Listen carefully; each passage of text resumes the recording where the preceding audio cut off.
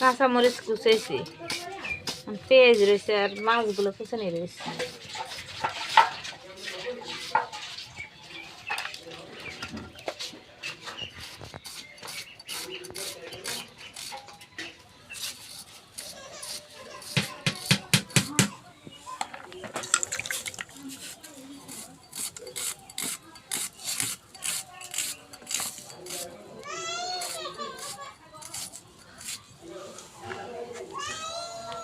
আরে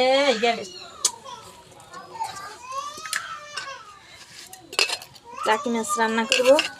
টাকি মাছগুলো হুদা রান করবো। আর তেলাপিয়া মাছ দিই গাছের সিনাল দিয়ে রান্না করবো। তিত করলা ভাজি করবো। এই